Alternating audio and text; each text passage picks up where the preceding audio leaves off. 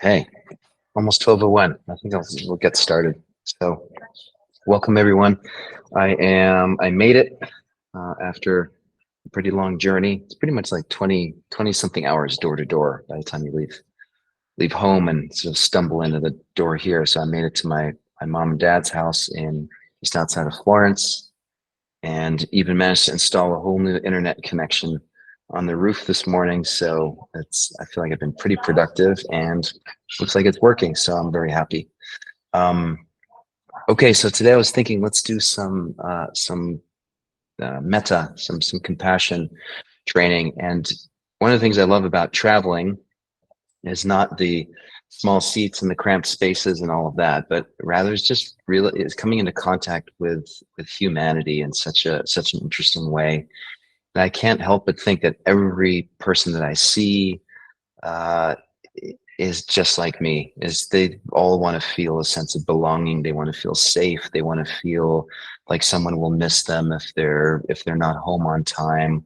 But they're excited to have some place to go and eat good food and have companionship. And I met thousands of them in the last 48 hours. And it's pretty amazing. You climb into this time machine, this metal tube on one end, and you come out the other end many hours later, and people speak a completely different language and are doing different things. But at our core, we're all still basically the same. And so I was thinking today would be a good day for some metta, some compassion practice. And the way I learned it, so the way the Buddhist teachers that I learned this from, I think it's a pretty smart system. So we start with something easy. So someone you love, and you try to get the feelings of compassion. You try to get some momentum. You start with someone you love because presumably it's easy because we care for them, and it's not difficult for us to feel that sense of outpouring of goodwill towards them. And then we use that momentum and we shift it to someone that we actually don't know that well. So someone who's kind of neutral. So in my case, it was so many of the travelers other human beings that I met. I don't know them, but I could still feel a sense of goodwill towards them. And then you can expand that and realize that this is happening everywhere on planet Earth all the time, right? So all humans are wanting the same thing on some level at different times. And then last but not least, we turn that same momentum of compassion towards ourselves. And there's some, I think, really good wisdom in this waiting until the very end. Like, why don't we start with ourselves first? And the answer is most of us, I think, have a bit of a trickier time really feeling this full sense of compassion for ourselves. We kind of hold a special place in our own lives and are oftentimes more judgmental or a little less forgiving. And so I think that's why in a metta practice, we wait until the end to make sure that we include self in the equation. And again, quick reminder, what is compassion? Well, it's this feeling that comes from inside of us and radiates out. So it's not out there for us to absorb in, but it's really something that we feel within ourselves. And it has to do with this sense of feeling for someone. It's not pity, right? So it's not feeling sorry for someone, but it's really feeling a desire and an empowerment for their well-being. And so compassion is a very active process. It's not sitting back and just watching other people, but it's really wanting to step in and wishing them well. Sometimes it takes the form of physical action. Other times it's just the attitude or the mindset of seeing someone else and practicing conjuring up those feelings of love and support for someone. So let's go ahead and start. Close your eyes, and as always, let's start just by grounding in the present moment. Right now, past is this morning is gone. It's just a memory, and the afternoon has yet to happen. So it's also just a fantasy. What we're left with is just this contact with reality in the here and now. I call that the present. Just noticing the body and the mind in this present moment.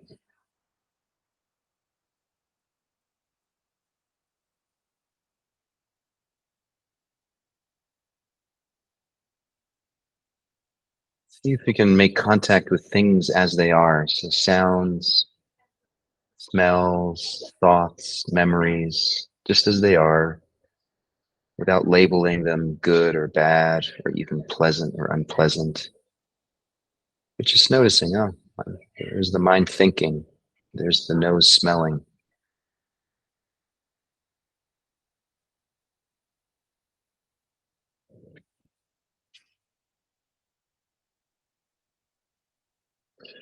And then bring to mind a memory or some thoughts of someone you love, someone you care about a lot.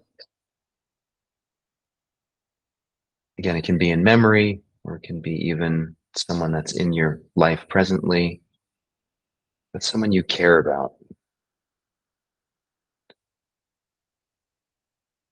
Imagine being in their presence, and from the inside, make contact with the wishes and the desires. Imagine saying to them, may you be safe, may you be healthy,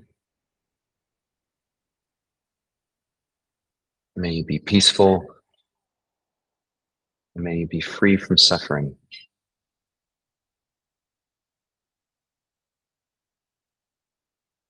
Again, notice where in your being those wishes emanate from.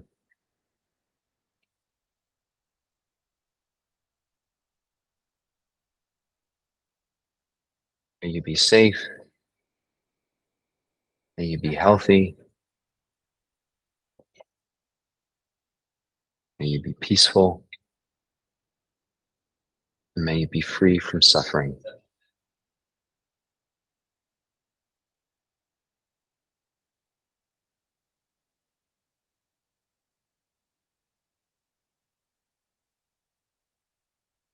And the intention is to really move into the experience of this inside of ourselves and notice how it radiates out.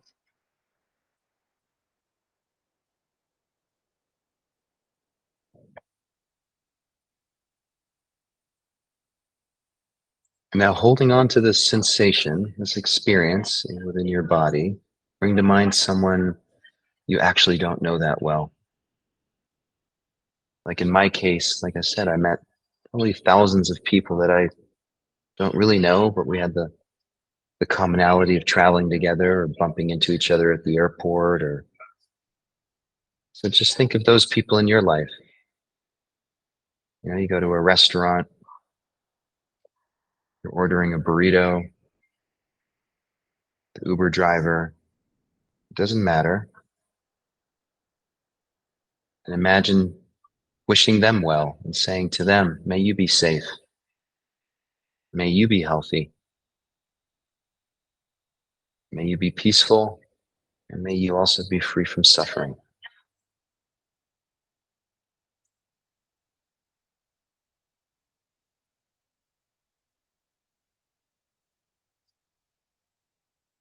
We don't need to ever exchange words with others to feel this or to want this. We just see them. It's really an inside job. May you be safe. May you be healthy. May you be peaceful.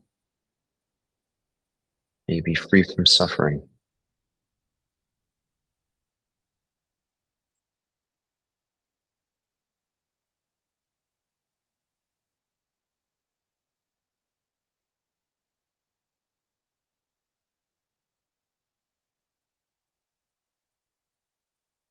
Now imagining yourself on the International Space Station, looking out that amazing window they have up there and watching planet Earth spin by, thinking of all the human beings down there living their lives, trying to survive, trying to make sense of it all.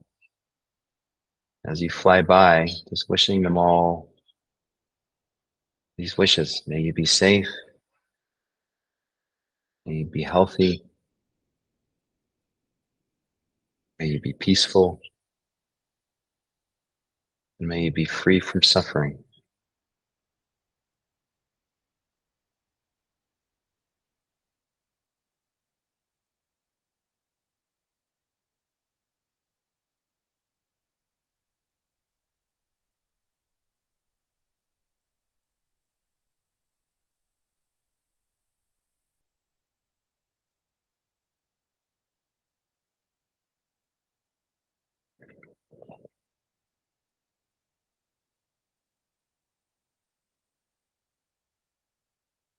And again, noticing where in your body you feel this, imagining it radiating from within you towards everyone on the outside. Maybe you're standing in front of a mirror. Maybe you're just laying in bed at night before you fall asleep, just as you woke up. I like to put my hand on my heart and say the same out loud, but now it's really directed at me, the part of me that lives inside of me or that I identify as self. And just say, may you be safe, may you be healthy, may you be peaceful, may you be free from suffering.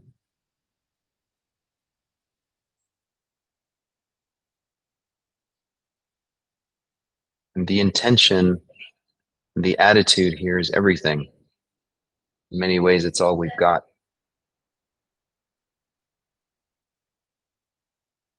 Most of life just happens, but there's this part of us that can activate or emanate these well wishes and this kindness. May you be safe. May you be healthy. May you be peaceful. May you be free from suffering.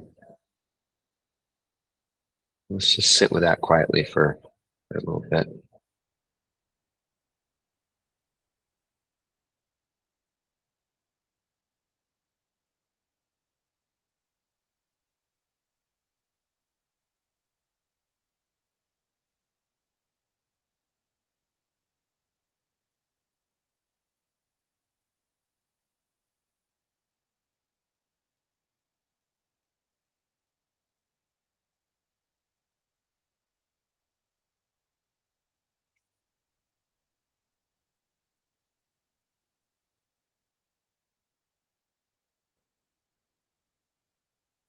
And staying connected with where in your body do you experience this?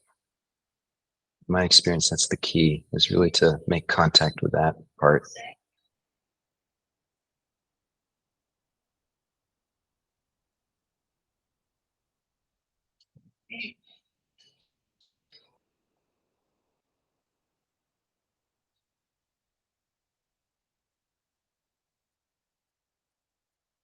And then take a deep breath in.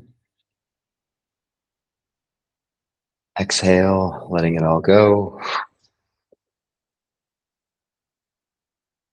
And hold for 5, 4, 3, 2, 1. And again, deep inhale, taking it all in. Letting go.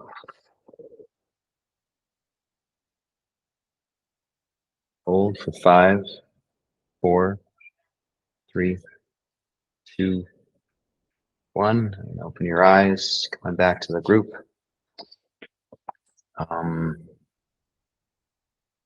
Yeah, quick reminder, this metta practice is pretty magical. And again, one of these practices like we do here all the time, which as far as I can tell, you can't do too much of this, as long as it's really this embodied experience. You can also do it in stealth mode, meaning you can be in the presence of others and be practicing it. It's a really foundational and magical compassion practice. So hope that was helpful. So glad my new internet connection here works, and I'm excited to see you all tomorrow for gratitude.